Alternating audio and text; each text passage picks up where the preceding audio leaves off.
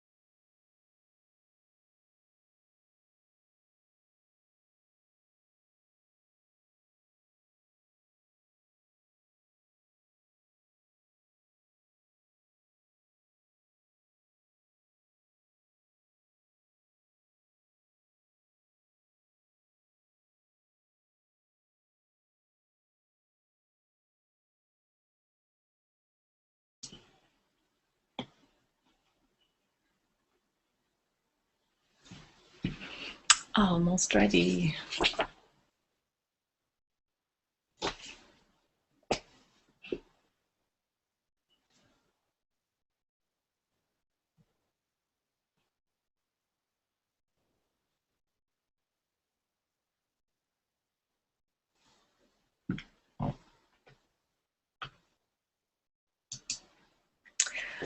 Hello and welcome to this episode of Open Social Media Initiative. This week I'm honored to have my friend Cynthia Sanchez teach us about Pinterest and how you can use it for your business. Next week she has also agreed to show us how we can measure the effectiveness of our activities on Pinterest. So basically you're going to be learning Pinterest analytics. If we could see you for a second, Cynthia. Okay. Let me come back on here. Yeah. Hi. All right, there we go. How are you today? Thank you so much, Sherry. Oh, no problem. Thank you for accepting my invitation. So who is Cynthia? Cynthia Sanchez is a writer, coach, and speaker whose focus is being a resource to those you serve. She found that Pinterest is a perfect tool to do just that. Her unstoppable curiosity drives her to explore the ways businesses can utilize Pinterest to its fullest potential. She reveals her findings on the Oh So Pinteresting blog and podcast at www.ohsopinteresting.com. So Cynthia, thank you very much for joining us, and I can't wait to learn from you. So you have the floor.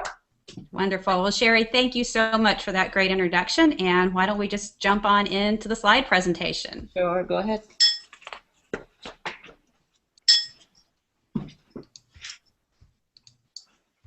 Okay, can we see that okay? Not yet. Let's see, is it coming? We doing good yet? Yes, yes. Okay, very good. Well, as Sherry said, I'm here to show you how to use Pinterest for your business. And I'm going to just start off with a few of the basics, just in case some of you are unfamiliar with Pinterest. And I'm not going to spend too long in there if you've had a little bit of experience with it. As Sherry said, my name is Cynthia Sanchez, and I have just launched the Oh So Pinteresting podcast back in February. But the blog has been around since February of 2012, so over a year now I have been writing about nothing but Pinterest. I just fell in love with it when it started. Pinterest has recently gone through a new look, so if you haven't noticed the homepage yet or haven't been there before, this is what it's going to look like when you go to Pinterest.com, and you're going to want to sign up for an account for a personal use account. But before we get to the business side, let me tell you a fun little fact about Pinterest. It hit 10 million unique users faster than any other standalone website in history. So what that means is that the unique users built up quickly, more than any other like independent site, not like a site affiliated with Google, which already had a presence, or Yahoo that already had a presence on, online. So as a startup, it grew really, really fast. So that really got the attention of a lot of people, and what really led to that huge explosion back in 2012 of the popularity of Pinterest. And as far as Pinterest goes, it is visually based. It is so heavily dominated by images, and that's what makes or breaks you on Pinterest. How good are your images? And they don't have to be magazine quality. They don't have to be, professional high-end photography quality. But they have to be interesting. I'll talk a little bit more about that later. So these are pins, and when you have a pin and you have an account, you can upload your own pins, or you can collect or curate the pins of other people. And you organize either your pins or other people's pins onto boards. So they're organized into categories, and you can make the categories anything that you would like to be. And we'll talk a little bit more about how you might want to focus those categories for business use. I think you need to, Cynthia, I think you need to advance your slide because we don't, oh yeah, that's better. Okay, I think there's a little bit of a delay there. Oh, okay. So this is what your main account page would look like. So you have a little bit of space here to name your account and a place to describe your account. And you're going to want to make sure that you use keywords here. And keywords are important anywhere on Pinterest that you can put text in, because it's still searched by text keywords. As much as it is a visual-based platform, we don't have the technology yet to recognize a picture of a person versus a picture of a dog yet. So you have to make sure that you use those keywords wherever you possibly can. As far as the business side of things, which I think most of the people on this call are really interested in, you're going to have to go to business.pinterest.com to launch your account there, or to convert your existing personal account. I started my account before the business accounts even existed, so it had to be converted. And it's really easy to do. Button, filling in of a couple of boxes. You don't lose any of your followers. You don't lose any of the traction that you've already built up on Pinterest. So easy to do.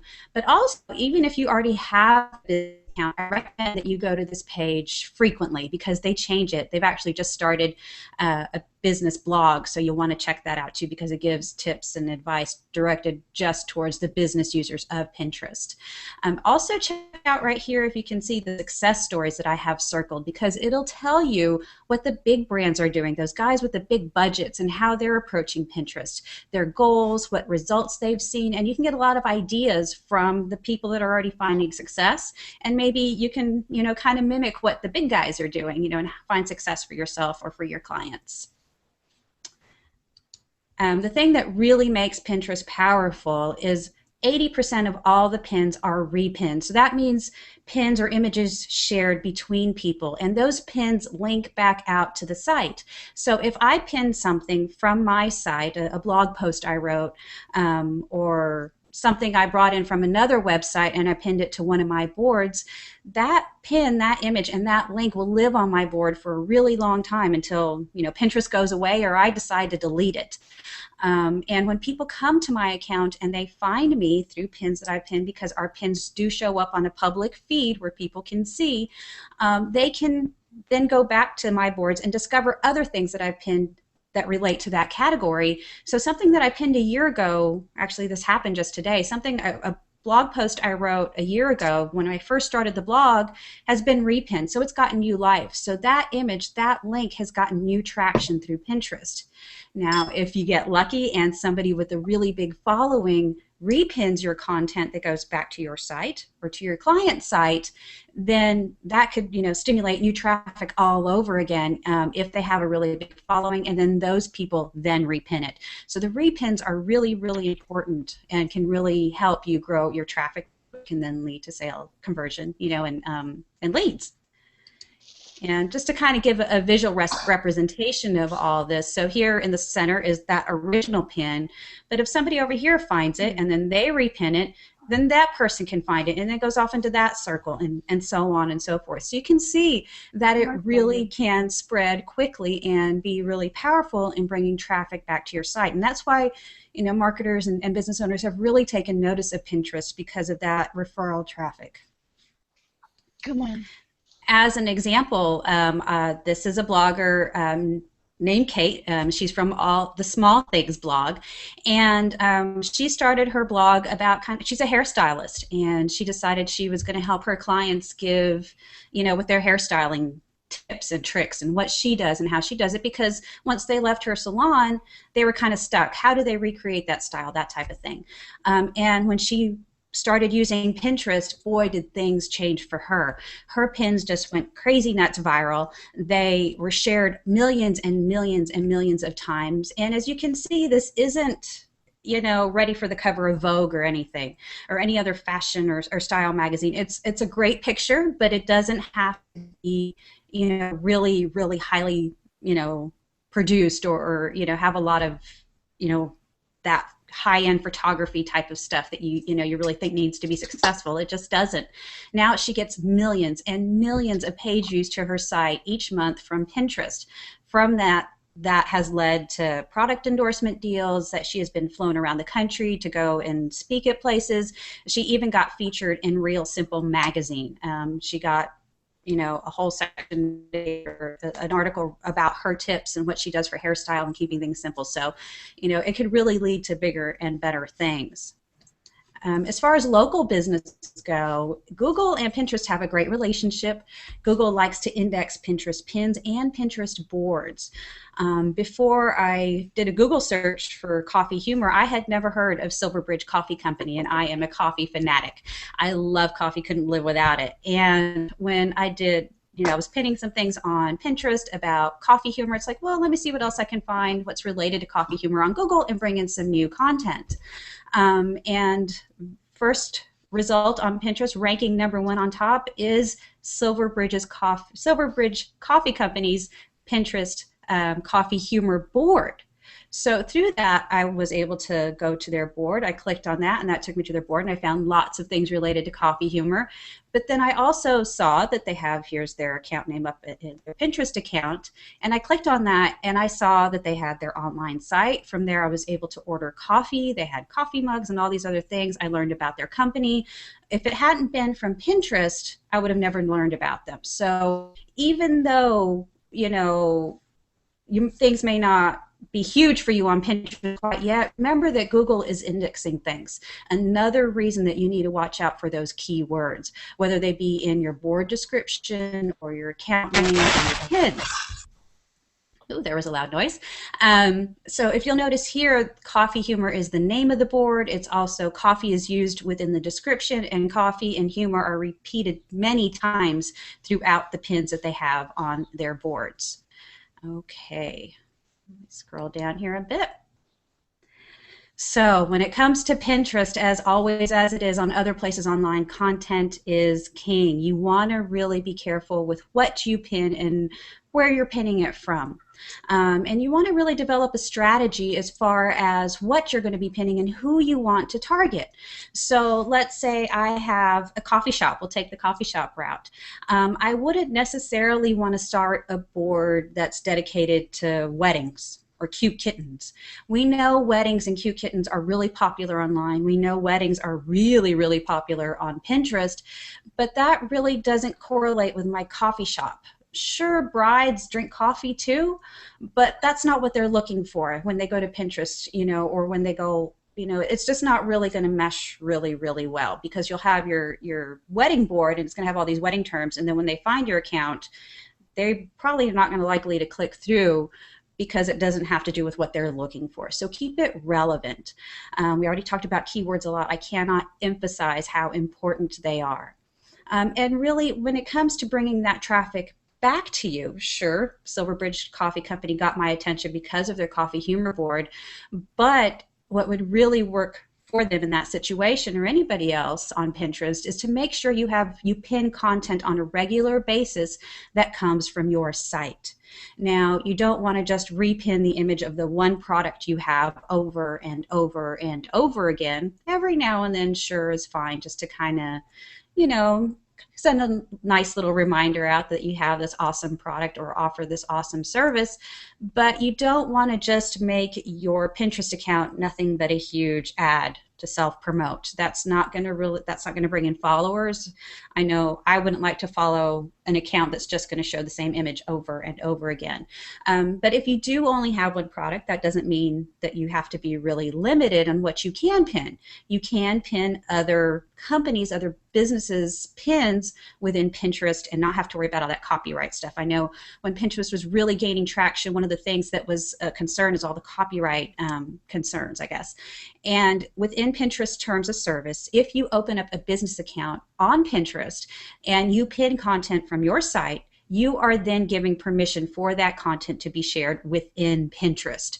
So if you see, let's say, if for that one coffee company, if Starbucks had a great image of a latte or a cappuccino or something, and they wanted to bring it into their Pinterest account within Pinterest terms of service, that's okay. And that would be really good for their community, because that would bring them other types of images and things that they're really interested in, and that would fill their boards with related content.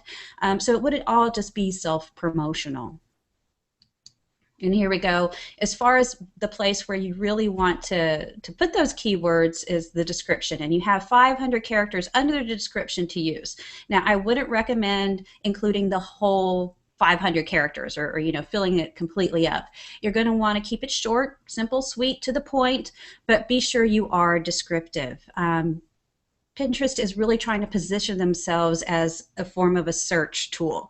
They're saying that they're not wanting to compete with Facebook or Twitter. They are considering themselves something completely different and more in lines of a Google type tool.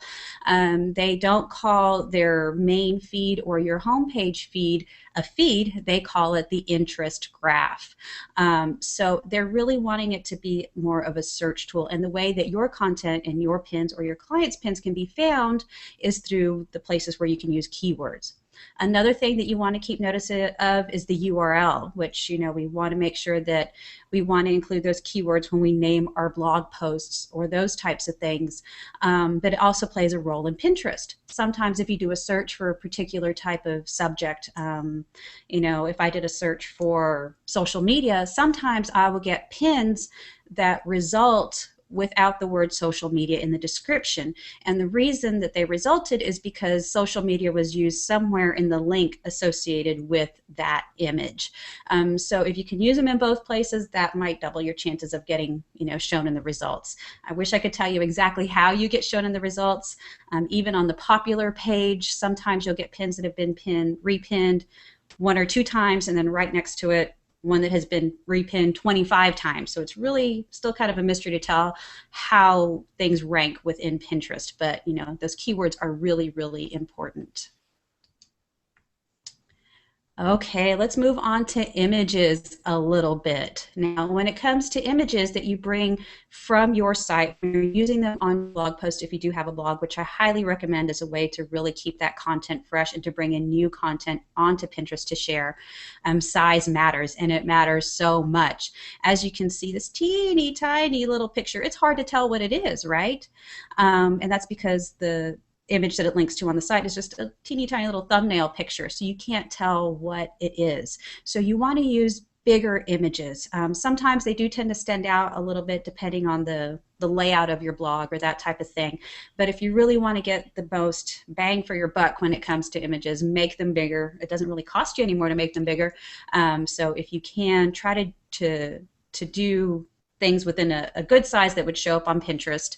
The next slide will really illustrate that. Everybody gets the same width on Pinterest. All the images will kind of expand, and here you can see that teeny tiny little picture. It does blow up a little bit on the feed page or within your boards or that type of thing, but it's still really small. What about this one down here? If you make them tall and colorful with a kind of a light background or a really dark background, some really high contrast, that'll make that image pop.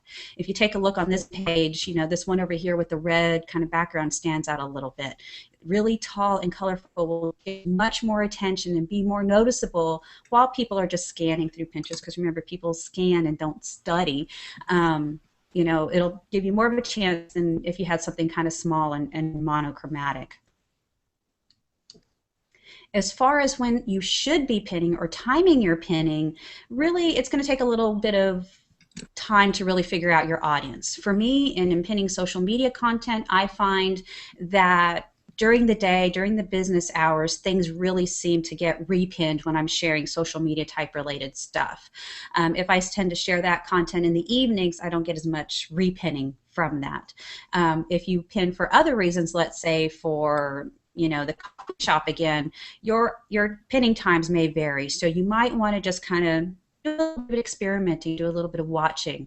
And as far as growing your following or your clients' following on Pinterest, you're going to want to also space out your pinning throughout the day just to kind of grab a few people. You don't want to have marathon pinning sessions. For example, I wouldn't want to, for a client, I wouldn't want to get up in the morning and pin 20 things at 10 o'clock in the morning and ignore the account the rest of the day, because that would mean only people active on Pinterest at that time at 10 o'clock in the morning would really see all that I had to bring to my account. And a little bit, it's kind of like Facebook and Twitter that way, that you could look back, but it would be better if you spread your content throughout the day. It doesn't have to take a long time. To pin things, it only takes couple of seconds to just click pin it, if it's coming from a website, especially if it's coming from yours.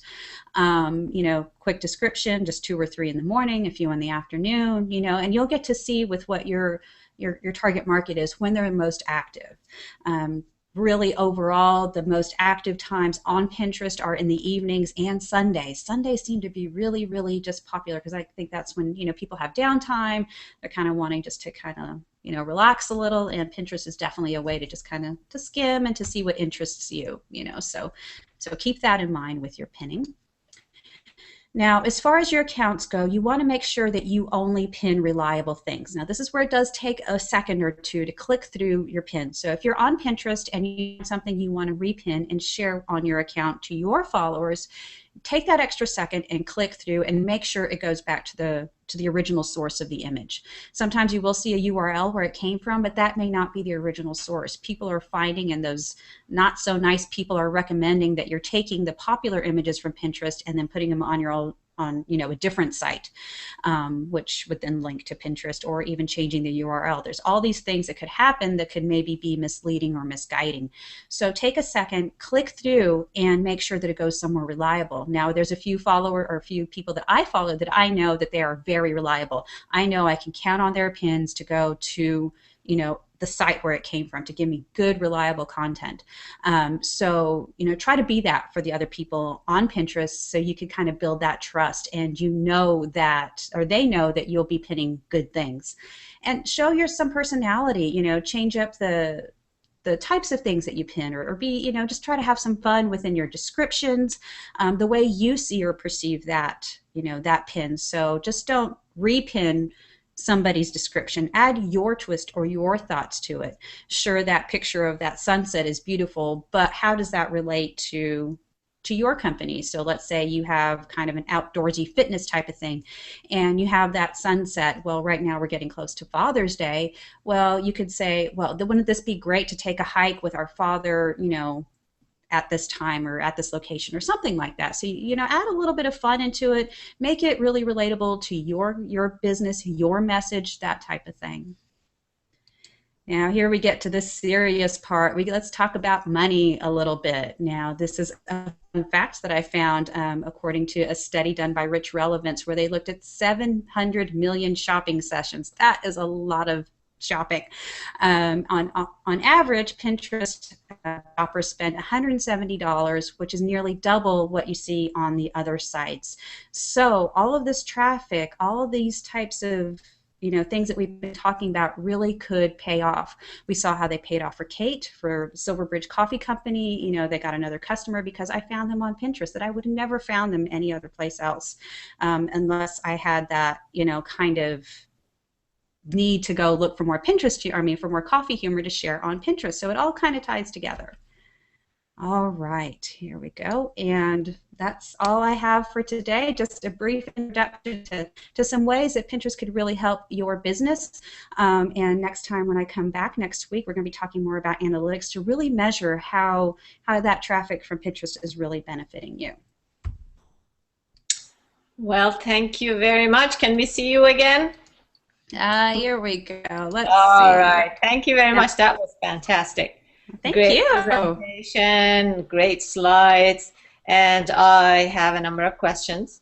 First of all, a comment, and thank you for mentioning those cute kittens.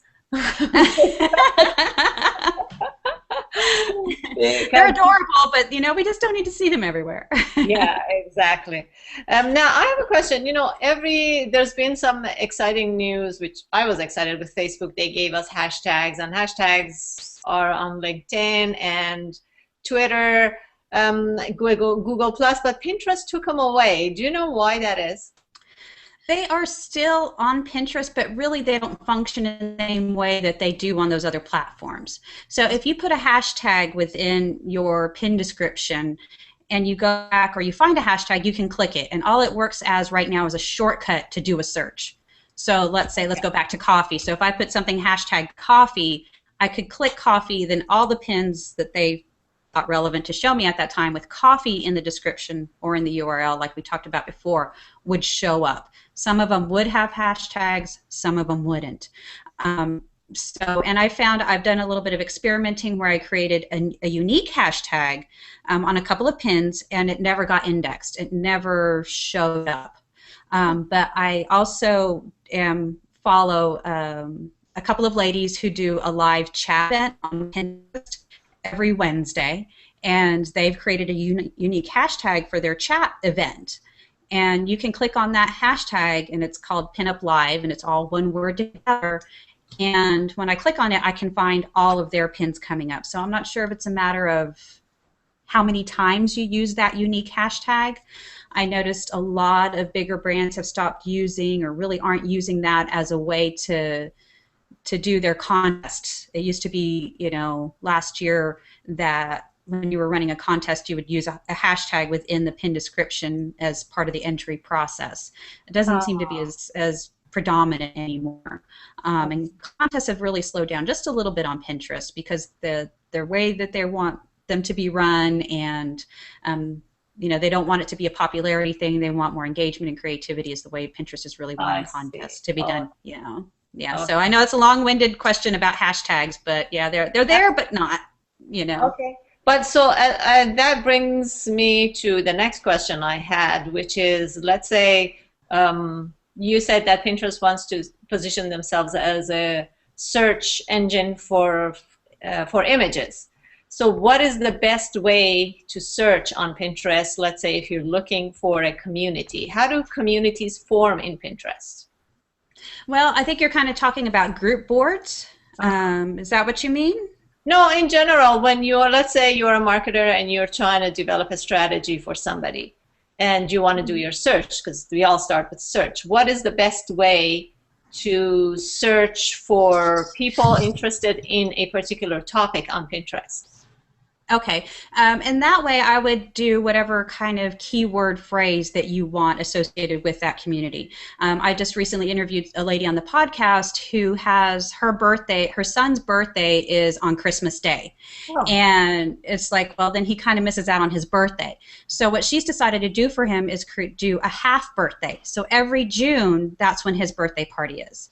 He has his birthday party with his friends in June to celebrate his half, not his whole birthday in December, which he just does, I guess gets incorporated into their holiday celebration. So she did a search within Pinterest for half birthday, and she did a search for pins and for boards. So there's a lot of boards. Apparently there's a community of people who also do half birthdays, and they've created boards with half birthday ideas. Wow. So now she's met other people who have that similar interest, which is what really the basis, or what they're really wanting Pinterest to be, to really share those interests and to discover new things. Okay, so then the most important now, which brings me to the flip side of the question, the best way to be found on Pinterest, to make sure you put those keywords in the description of the board, description of the images. Am I right? Everywhere and anywhere you can include those keywords without appearing spammy. Yeah, and when it comes to naming your boards, you don't have a lot of space, but you want to show a little bit of creativity, but you want to also include the searchable words. So like, let's take my recipe board for example. I put it recipes that make me say yum.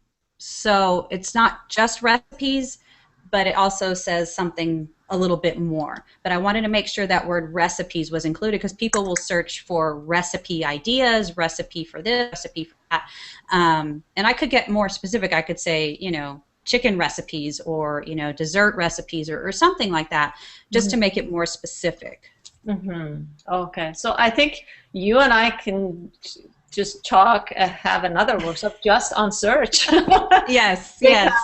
I think that's going to be one of the most valuable parts of Pinterest, knowing how to search, because I imagine that people would search different. Do you think people would search differently on Google or in search engines in general compared to Pinterest?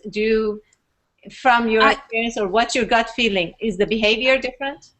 Yes, actually, I've just, kind of been talking about this in a couple of groups I'm involved in, and people are now, and I thought it was just me because I'm so in love with Pinterest, is I go to Pinterest first before I go to Google, because I know I will find the how-tos, the where-tos, the why-tos, and not just the technical articles or the people or the things that rank well in Google because they have a huge advertising budget or because they're well-known brands. Sometimes I can get more valuable information from a small blogger than I can from, a huge, fashion company or Food Network. That is such a fantastic point. So I've heard multiple people say, yeah, I go to Pinterest first, especially when it comes to shopping, when it comes to buying things. Because, people have written black patent leather shoes in the place you can buy them from. If you search black patent leather shoes, you're going to get Amazon, you're going to get eBay, you're going to get the big places, that type of stuff. If you can't, if you search for it on Google. So it really is for a lot of people becoming their first go-to search. Uh-huh. Okay, that's interesting. Wow. Let me see. I have some other questions, and then I'll ask our audience if they have a question. Um, let's see. The last one is your recommendations for tools for Pinterest. Tools. There's a couple that I really like right now that I'm using a lot. PinLeague, which is an analytics service. Pinterest does have their own analytics within, which we're going to talk more about next week, and we'll get a little bit further into this. Their own analytics, but it's pretty basic. It's pretty limited as far as the time you can see, and it doesn't really tell you a lot about the people who are repinning and refollowing you. Oh, okay. Without what you can, but you have to do a little bit of digging. You have to, it takes a little bit more effort. PinLeague offers a free service. It costs you $1 to sign up, and it's worth every dollar. Wow. Okay. Yeah, a whole dollar. Yeah, even I can do that. I will do that. Yeah. I'm a mom of 4. I got to be frugal, So, but it tells you about the people who are repinning you, how many followers they have. So let's say I have a follower who has 1 million followers, 100,000 followers, 50,000 followers. Those are really people with a really far reach on Pinterest. Mm-hmm. So I might want to say, oh, her or him over there, they really have a big following, where their followers would more than likely be interested in the things I have to share. Maybe I should go and repin some of their stuff. I should go and comment on that pins, just like we do on other social platforms. Yep. Reach out to them, give them a little bit of attention, be nice, be genuine. You don't want to just reach out to anybody, or the people with 1 million plus followers. There's people out there with 3 million followers if they have nothing to do with who you're trying to reach or what you're accomplish. Yeah. So PinLeague will tell you that. It'll tell you, kind of give you a time graph of what you've or when the best times are you to pin, when you're most active, so you can kind of track those types of things. That's nice. That's very nice. Another tool I'm really liking right now is called ShotPin, SHOTPIN, and that's a Chrome extension kind of tool. And what it does, a lot of times, especially when we're talking about business articles or marketing or social media, a lot of those types of places are still kind of lacking in those big pinnable images, or any images at all. Mm-hmm. And you can take a screenshot and download the screenshot, then upload the screenshot and add the link and go through all that process to upload any image to Pinterest. But this tool allows you to take a quick little screenshot, click a button, and it already makes the link. It already sends it all to your Pinterest account. You add the description. It's just really, really easy to use for those types of sites that don't have the strong pinnable images. Oh, I see. Okay, that's fantastic. Thank you very much. I have a question here, and Marilyn is asking, on Pinterest, should we only have boards relating to our businesses, or can we have other interests as well? That kind of takes us back to the fuzzy kitten thing. You want to relate them to the lifestyle of your target market that relates to your business. So let's say you are a shoe shop or shoe store or a shoe blogger. Your focus is shoes. Sure, you can talk about other accessories. You can talk about other things that have to go with fashion. You may even talk a little bit about fitness and diet and keeping, that, swim. You can kind of push the envelope a little bit. But if you're all about fashion and shoes and style and that type of thing, you could have the fuzzy kitten in there, but where does it really fit? Mm-hmm. Unless you could relate it as to a fuzzy kitten being stylish, or having some style, or bringing in the cat lifestyle to the fashionista. You can get creative with it that way, but you do want to keep them pretty relevant to the lifestyle. I interviewed a psychologist recently who's an author, and she uses Pinterest to promote her book and her practice and that type of thing. And she has no food or recipe boards, because that's not the focus of her business. That's not the focus of her audience. She wants to promote positive thinking and mental health wellness, but she's not addressing the food aspect of it. Mm-hmm. Mm-hmm. Yeah. Anybody else? If you have a question, please raise your hand. Scott, do you have a question? No? Oh, yes. Okay. Okay, we don't hear you, Scott. You need to unmute yourself. I have another question. So it's a business page. Can you change it to a different page? Marilyn, can you type your question because there's this sound coming from behind your screen? Okay, Scott, can you? Oh boy, somebody's making a lot of. Okay, Scott, if you could type your question as well, I can't hear you. Okay. Anybody else? Oh boy. David, do you have a question? No? Okay. All right. Nobody's typing. Was Scott trying to raise his hand? I couldn't tell. Okay. Since I have a business page, how do I change it to be more relevant? Okay, if you've started off with, let's say, more of a personal account or that type of thing, what I recommend doing for anybody, no matter what types of boards that you have on your account already, is to move the most relevant boards up to the top. So let's say we'll go back to the coffee shop. They're going to want to put the board about their coffee shop first, then maybe the coffee humor, then maybe coffee brewing practices or whatever, all those things have to do about coffee. But if in the past they had started boards about, let's say, movies that really isn't related to their target market or to their content, they can move that board to the bottom. For me, I have a business and it's all about Pinterest and about social media and that type of things, but I started my account as a personal account because there wasn't a difference. I started it, even the blog, from a personal perspective. So I do have a lot of personal type things, and for me, I am the brand. I am so Pinteresting. So I do have a lot of personal stuff that isn't related to that, but I bump that down to the bottom because that's not the focus. That's not what I'm wanting to draw attraction to. And depending on the screen resolution, whether you're looking at your Pinterest account on desktop monitor or on a mobile phone or on a tablet, those first few boards will show up first, no matter which screen you're looking at. So those first 3 or 4 boards are really the ones you really want to nurture, take care of, and just put in the spotlight. Okay, thank you. Marika is asking, where did the dollar? Oh, okay. There used to be a dollar banner that would display across the picture as soon as you typing a $sign and amount. Where did the $sign appear and why? That show up on the top of the image that would go into the gifts category. There's a gifts category on Pinterest, and you could divide it up by dollar amounts, and that would help. Now, with all the changes of Pinterest, some have found that it's gone away, and I'm not sure when or where or if it'll come back. I don't see why it wouldn't. But they have started to add things called rich pins, which gives you more information about the product. Right now they're for products, for recipes, and for movies. So for products, it would give you the price, whether it's in stock, and where you could buy it from. So I think they're making the transition more to that.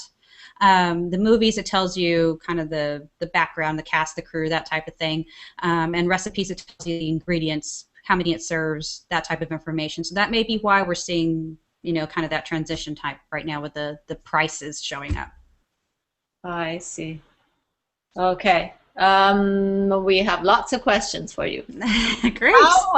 How hard it is for someone who is new to Pinterest to establish themselves if they are starting from scratch? All right. Now, I wish I had the magic button that would get you 1 million followers overnight.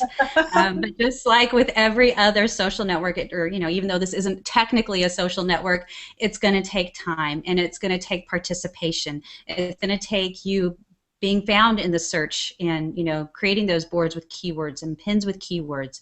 It's going to take some effort. It's not going to happen overnight, but it seems that once you start getting that traction, once you start building up, it seems to kind of have a snowball effect. The people that do have the 1 million+ followers, they said once I got past, the first 1,000, it got faster. Once I got past the second, whatever. I mean, it seems like those first 50 are hard to find. But what I would really recommend you doing, if you have a presence on another platform, let's say if you're really strong on Facebook or Twitter, let people over there know. Say, hey, I've just started this Pinterest account. I'm going to be pinning things related to whatever, and give them the link to your Pinterest account. So that way, people that follow you on Facebook that are also in love with Pinterest, like I am, would go check you out on Pinterest. And start following you. But let them know that you're there, what you're going to be pinning. You can also share your pins to your Twitter account.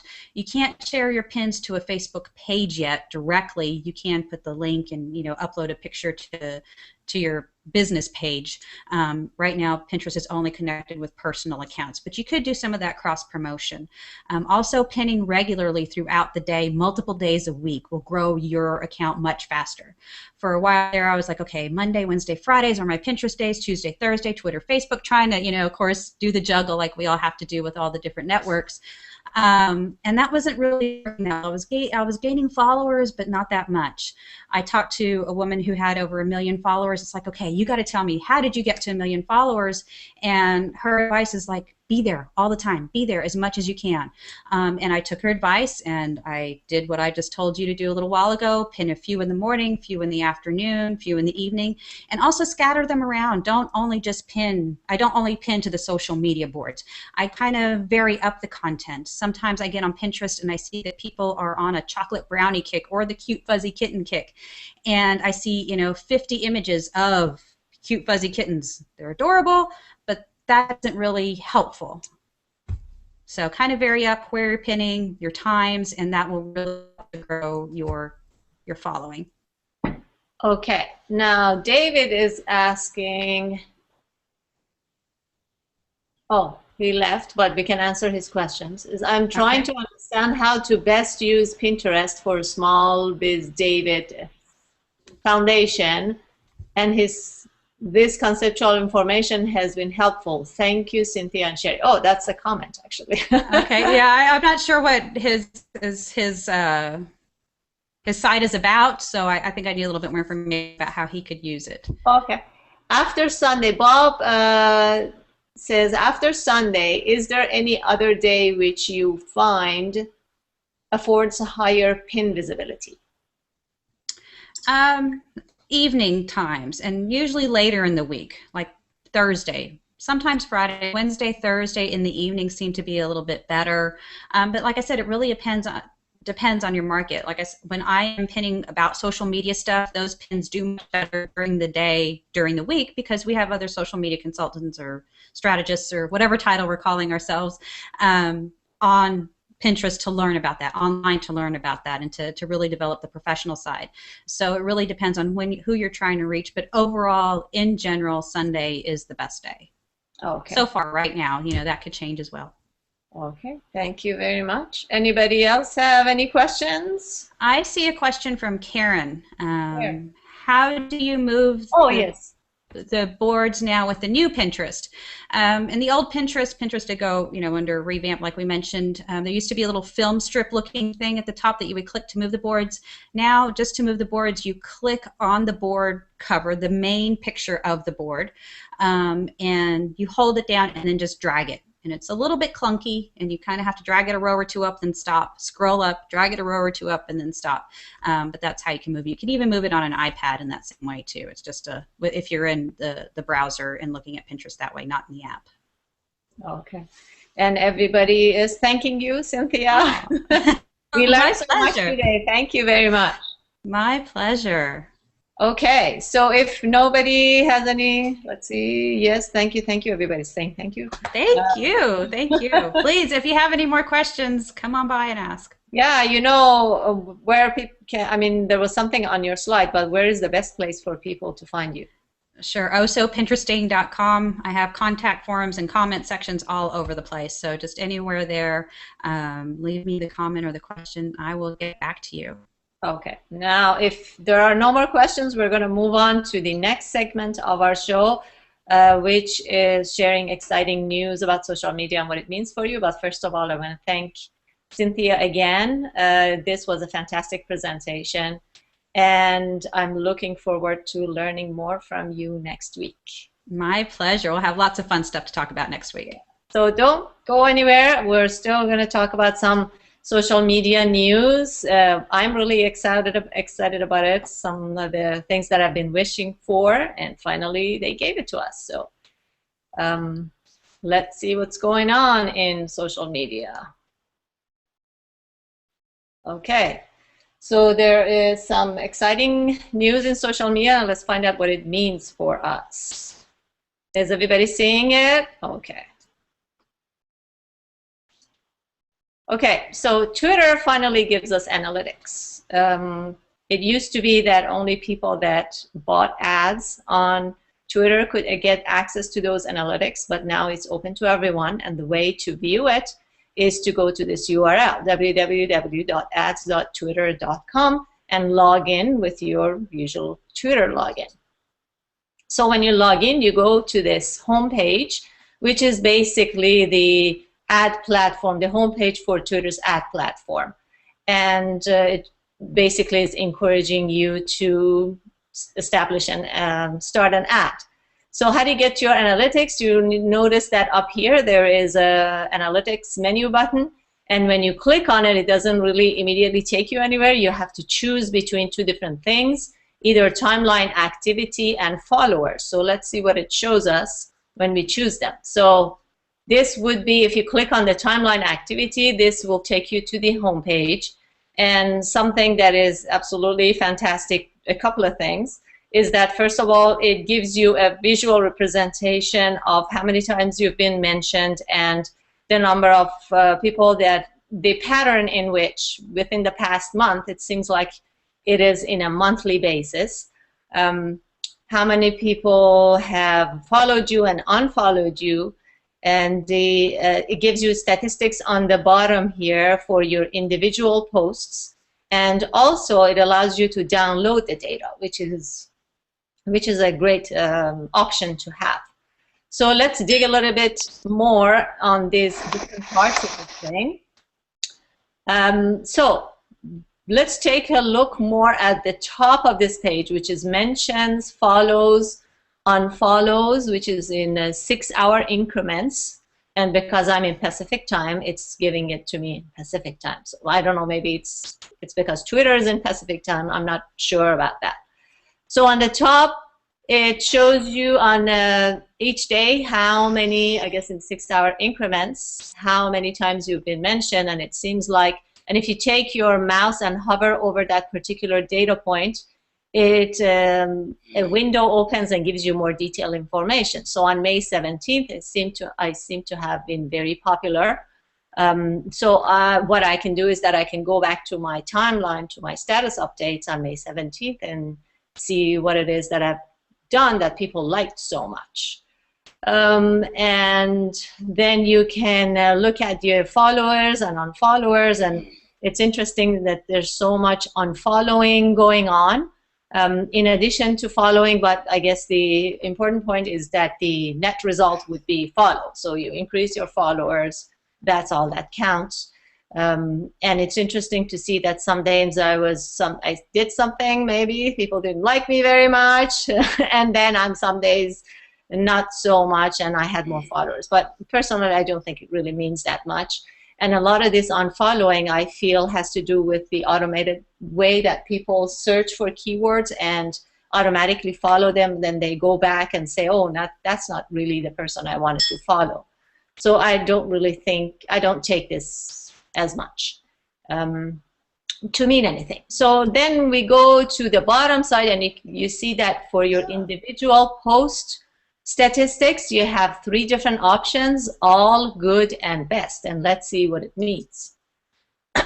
So when you click the all option, it basically tells you how do your followers like your posts. So that's all of the posts you've had within a matter of the month.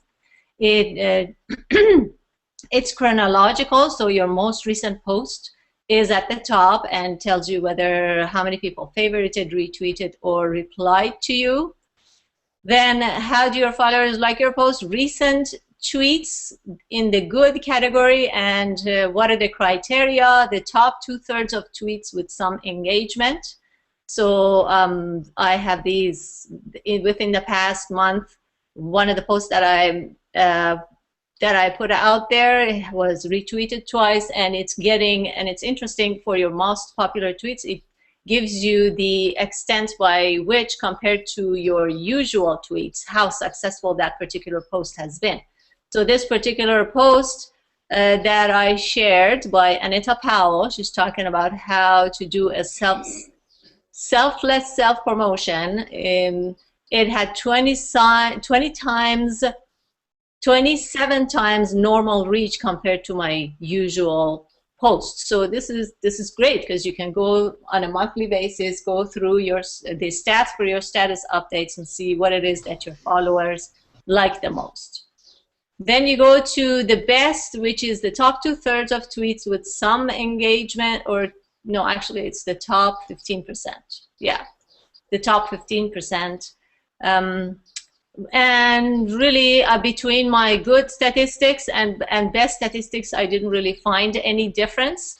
Another really good data that it gives you that is really important is how many people have clicked on the particular link that you have shared. This is a very, very important information to have. So just because somebody retweets a status update or favorites it, or and just because it has a lot of reach doesn't mean that you have really influenced people to make that final action. And that final action on Twitter that is really important is that click that takes you to a property outside of Twitter. So this is another exciting news.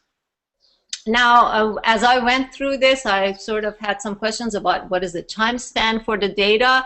For the followers, you get a screenshot when you look at the I don't have a screenshot of here. When you look at it, also gives you data for your followers, and then it gives you a screenshot of how the number of followers are accumulating. So it seems like it starts from the time you started your account until today. It's like a graph. So, but the post analytics seems like it's only for the past month.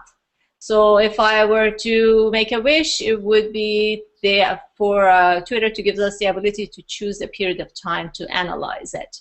But overall, this is exciting news to get the analytics from the horse's mouth. And the question is, are analytics tools in trouble? I don't really think so, because some analytic tools actually give you more data than this Twitter tool does, Twitter Analytic does, and some of them give you really nice graphic representations of your activities. They give you more statistics about your followers and the people that you follow. Okay, so the next great news is with Facebook. This is something that I've been wishing Facebook would give us, and finally they give us hashtags. Why is this hashtag important? So it gives you a number of options. First of all, it allows you to search for particular keywords and see how people use those keywords in a status update. So there are two ways that we search data. There are keywords that is relevant to how people search for stuff on Google, and it's important for finding websites and a lot of different web properties. But if you're going to search for something on social networks where the search is based on status updates, the way people express themselves and the way they use phrases, it might be different in Facebook than what you would find in on a website.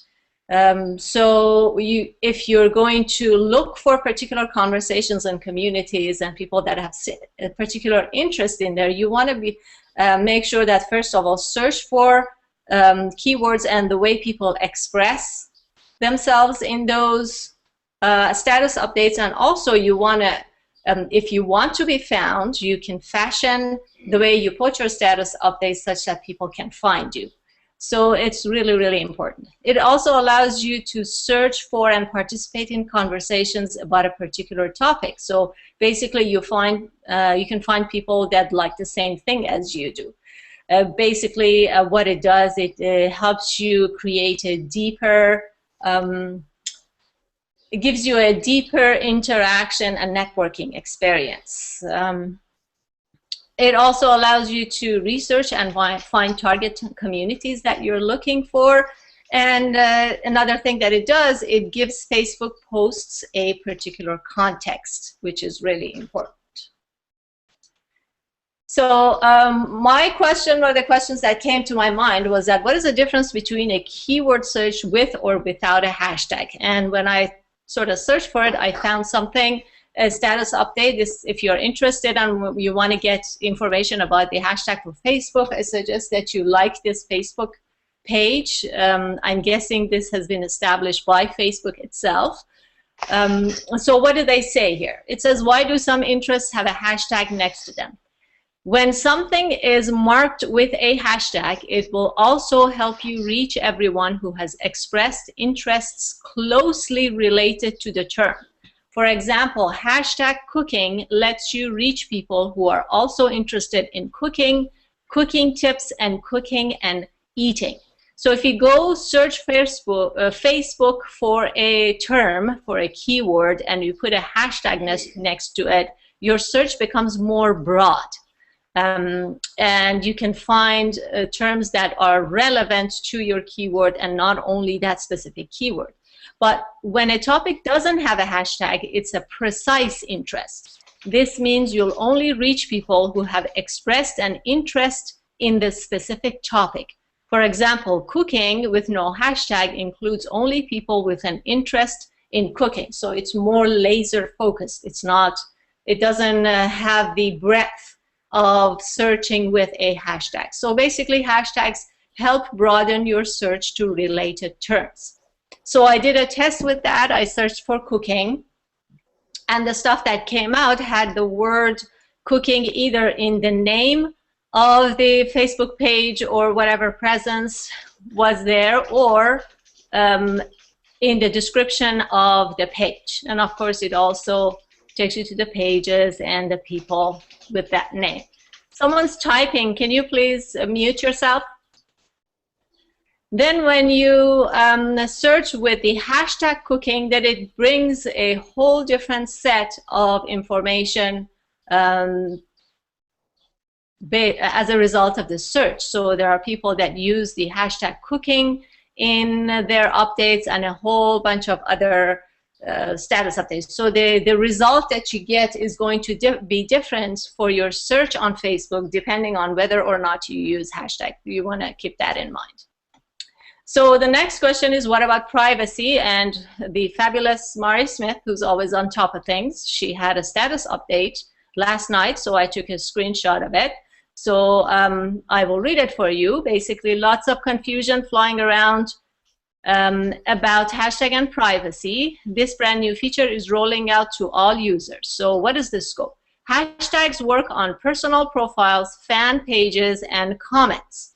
Now, as of yesterday, the hashtags that I put on my Facebook business page wasn't clickable. It wasn't a link, but maybe it's going to be rolling out soon.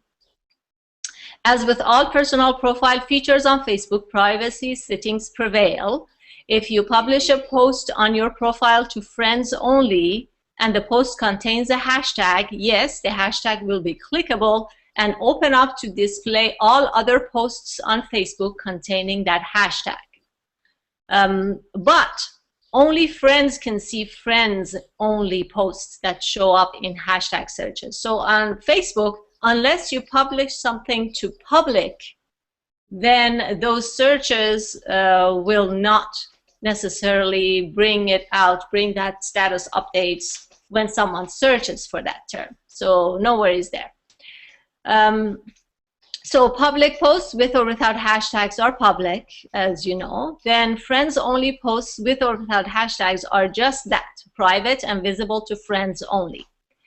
Even when friends include hashtags in comments on your friends-only thread, your post is still private and visible to just your friends. So don't worry about someone going to your post and leave a comment and put a hashtag in the comment. That doesn't automatically make your private status update searchable. And so no, that sort of should put some minds at ease. And individual comments on threads do not surface in hashtag searches, just posts show in searches. So I think that that's just was a fantastic status update, which is typical of Mary Smith. Okay, so now we move to Google Plus. And Google Plus business pages get a really nice goodie from Google, which is a dashboard. And basically their Google Plus pages on their dashboard look something like this. You have the data about your page and the image. You can start a chat directly with your followers. You can set up send a post, write a post and share it. You get insights on how your on your Google Plus page is behaving. And then there is a place you can check on the ads that you have. You can put the information, local information for your business. In this section on the left-hand side, it's basically cards, index cards, such that when people search for your business on Google, they can find it. And then another interesting thing is keywords that are related to your page and how well they perform. So this is really interesting because it helps you fashion your status updates using the most popular keywords. So basically, Google Plus is bringing all the different tools that it gives to business owners into this one Google Plus page dashboard. This is the Google Plus page insights look like, so you can see how many views your page posts have had, how many different kind of actions they've taken. So the different kind of information that you get on dashboard is on top of this menu up here. So it's overview, insight, notifications, managers, connected services, and for your site. What would the Google Plus page insights post analytic look like? Why posts are viewed, so what percentage of a particular post are following, how many shares you've had, how many people have visited your profile. So it's basically, excuse me for a second. Okay. Basically, it tells you how people are interacting with your posts. Then you can look at action by content type. The average action per post, you have +1s, shares, and comments, so you can see what type of action different kinds of posts on your page can elicit. So this is really, really great information that you can have. And another thing that is interesting is that this managers section, you can actually assign people to different levels of management for your Google Plus page. So this is all the exciting news. So far, I'm sure there's a lot more, but these are the main exciting ones in the world of social media. If you like what you heard, please like and share the video, or like the video if you're watching on YouTube. If you want to be notified about our future workshops or give us feedbacks, you can always go to bit.ly/feedback_SM, or just connect with me on Google Plus and let me know what you think. And thank you for listening. And I am going to see if anybody has any comments about this wonderful developing news. Anybody has any comments? No? What was the Twitter URL again? It was, let me go back to it.